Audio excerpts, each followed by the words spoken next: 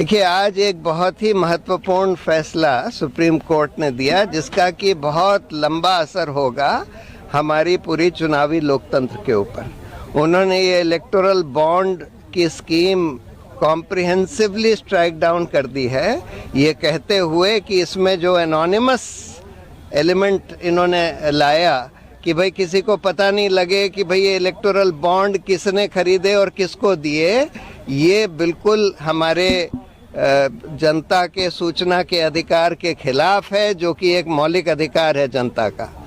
और साथ में उन्होंने तो ये जितने भी अमेंडमेंट्स आए थे कंपनीज एक्ट में, इनकम टैक्स एक्ट में, रिप्रेजेंटेशन ऑफ पीपल एक्ट में, सबको रद्द कर दिया है इलेक्टोरल बॉन्ड स्कीम को जो ला रहे थे। दूसरी बात, उन्होंने ये भी बोला है कि ये जो अमेंडमेंट करा गया था कि कंपनीज जो हैं कितना भी पैसा पॉलिटिकल पार्टीज को दे सकती हैं। पहले जो रिस्ट्रिक्शन था कि अपना एनुअल प्रॉफिट से 7.5% से ज़्यादा नहीं दे सकती, वो भी रद्द कर दिया है कि ये हमारे इलेक्टोरल डेमोक्रेसी के खिलाफ है, क्योंकि ये लेवल प्लेइंग फील्ड को हटाता है और बड़ी बड़ी कंपनियों को इलेक्शन इन्फ्लुएंस करने देता है। साथ में उन्होंने ये भी बोला है कि जितने भी इलेक्टोरल बॉन्ड्स खरीदे गए और जो जमा करे गए पॉलिटिकल पार्टियों ने जो अपने खातों में जमा करे, उसका पूरा ब्यौरा स्टेट बैंक ऑफ इंडिया, जिसके पास ये सारी इंफॉर्मेशन है,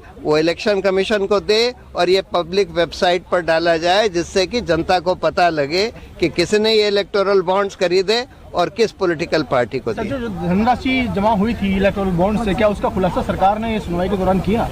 नहीं किया था ना। तो उन्होंने ये बोला था कि हम एक इंटरिम ऑर्डर था कि भाई ये तुम सारा इंफॉर्मेशन रखो इसकी और इलेक्शन कमीशन को सील्ड कवर में दो। तो अब उन्होंने बोला है कि ये सारी इंफॉर्मेशन जो है, जो अभी तक सील्ड कवर में थी, वो सारी अब पब्लिक करी जाएगी और एक पब्लिक वेबसाइट पर डाली जाएगी। किसी का नाम डिस्क्लोज नहीं हो रहा, इसके पहले नाम डिस्क्लोज होता था और एक निश्चित 2000 रुपए से ज्यादा आप अगर नहीं दे सकते थे कैश में। अब इन्होंने कितने भी रुपए आप जो है बॉन्ड खरीदिए बैंक में जाके और पार्टी को डोनेट कर दीजिए, इससे ट्रांसपेरेंसी तो पूरी तरीके से खत्म हो गई और निश्चित रूप से कहीं ना कहीं डेमोक्रेसी के लिए बहुत बड़ा खतरा है। तो मैंने इसमें पिटीशन दायर करी थी कि इस स्कीम को रद्द किया जाए, इट शुड बी ट्रांसपेरेंट।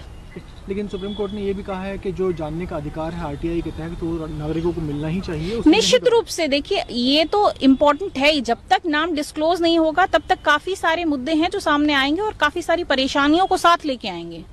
जितना भी ब्लैक मनी है या मनी लॉन्ड्रिंग है, वो एक बहुत बड़ा मुद्दा है जो इस चीज से जुड़ सकता है इन फ्यूचर। जिसमें सुप्रीम कोर्ट ने अनुच्छेद 19 का भी हवाला दिया है कि जो 19(2) के तहत अगर रोक नहीं है तो जानने के अधिकार से नहीं रोका जाना चाहिए। नहीं, बिल्कुल। देखिए, राइट टू इन्फॉर्मेशन तो हमारे देश में हमें अधिकार दिया ही गया है और ये बहुत इंपॉर्टेंट है। एक नाम डिस्क्लोज होना चाहिए कि आखिर कितनी धनराशि किसने दी है।